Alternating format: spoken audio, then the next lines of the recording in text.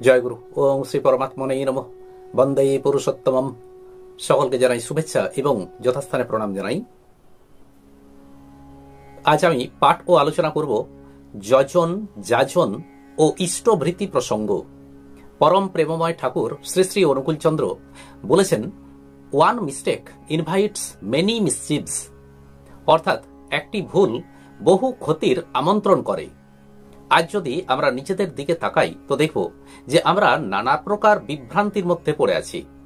এই বিভ্রান্তির প্রধান কারণ এই যে আমাদের ভাবা একরকম, অর্থাৎ আমাদের ভাবনা একরকম, তো আমাদের বলা একরকম, ভাবি একরকম, তো কথা বলি আরেক রকম, আর কাজের সময় তা হয় অন্যরকম।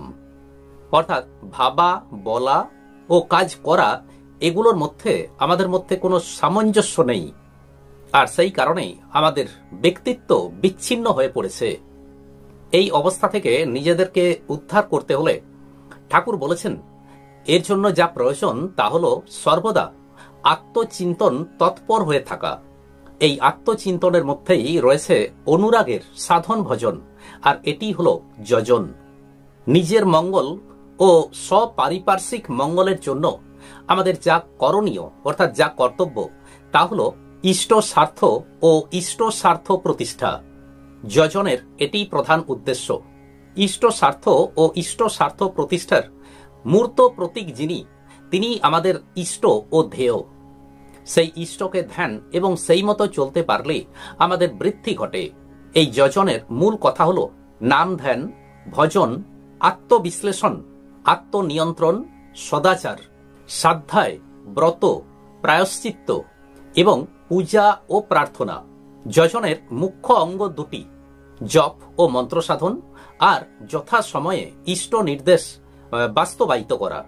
এ প্রসঙ্গে শ্রী শ্রী ঠাকুর বলেছেন, উষা নিশায় মন্ত্র সাধন, চলাফেরায় জপ, যথা সময় ইষ্ট নির্দেশ মূর্ত করাই তপ। এই যজন মানে শ্রী শ্রী ঠাকুর বলেছেন, ইষ্ট প্রাণতার সহিত কায় মনোবাক্যে বাঁচা বাড়ার রীতিনীতিগুলোকে যথারীতি পরিপালন করত, নিজেকে উন্নত চলনায় নিয়ন্ত্রিত করা। এবার যাজন, নিজের ইষ্ট প্রাণতাকে অন্যের মধ্যে সঞ্চারিত করাই হলো যাজন। শ্রী শ্রী ঠাকুর বলেছেন, অন্যের উন্নতিকে বাদ দিয়ে যদি নিজের উন্নতির দিকটিকে লক্ষ্য করা হয় তা কিন্তু ব্যর্থতাই নিয়ে আসে। যাজনের মূল কথা হলো ধর্মদান।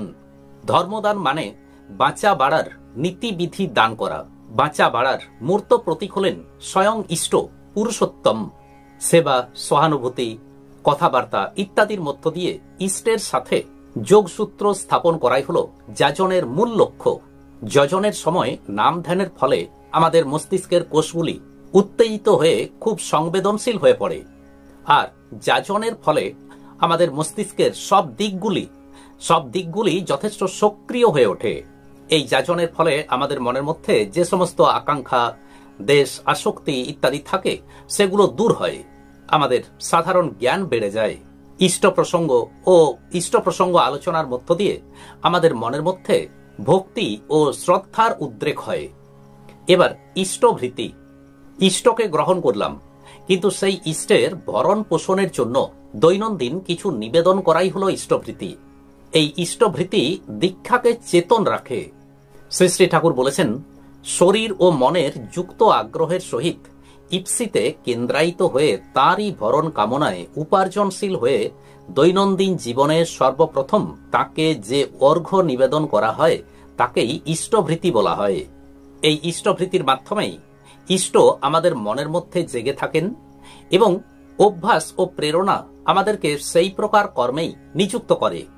কেউ যদি যথেষ্ট শ্রদ্ধা ভক্তির সাথে নিয়মিতভাবে যথারীতি এই ইষ্টভৃতি পালন করে থাকেন, তবে জীবনে কখনোই ব্যর্থতা আসতে পারে না।